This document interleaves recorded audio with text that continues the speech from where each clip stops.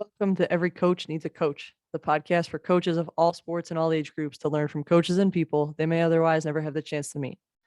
I want to tell you guys 3 quick stories today that all wrap up into one. The first is I was in the car listening to a podcast that I happened to come across and find the title interesting. It was called Do You Bleeping Mind? And the title was 7 Ways to Improve Self-Confidence, something like that. It was a 35-minute episode. So I started listening and I was driving, and about 8 minutes in, it dawned on me that this host, and I don't know anything about her, talked for 8 minutes and didn't say anything. At least I couldn't take away any valuable information.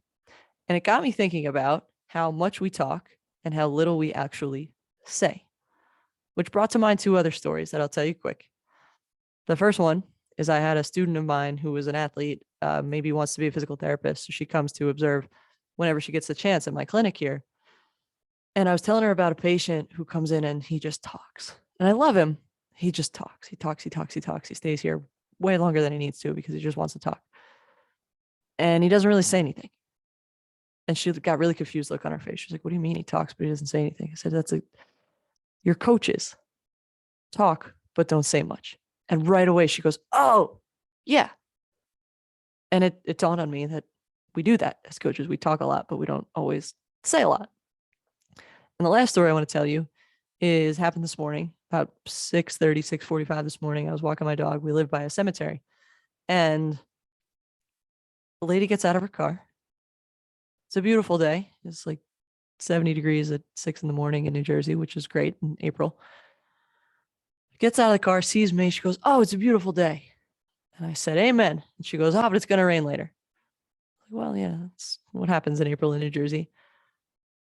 Right away, she says to me, oh, I'm sorry you're in there walking. I lost my husband and my brother last year, so I know what you're going through. I'm just walking my dog through the cemetery. I love it. It's peaceful. It's quiet. It's safe. It's great. She goes on. She talks for like a minute. And I remember thinking to myself, like, I didn't ask. I'm pretty sure I didn't ask any of the information that this lady was giving me, but I was polite and I let her talk and said, have a great day, and moved on my merry way. So that's my challenge for us is, what are we saying when we're talking? If you find yourself talking and you're on a rant, just stop. Just stop, end it, be done, and go do the thing that you are going to go have your kids do, have your spouse do, have your family do, whatever it is. That's my challenge for you. That's going to be my challenge for myself here. I'm going to try to keep these under 3 minutes, between 2.5 and 3 minutes, to be respectful of your time, to be respectful of my time, and also to practice my own succinct speaking. So I appreciate you. Thank you for spending some time with me today. Keep getting better every day.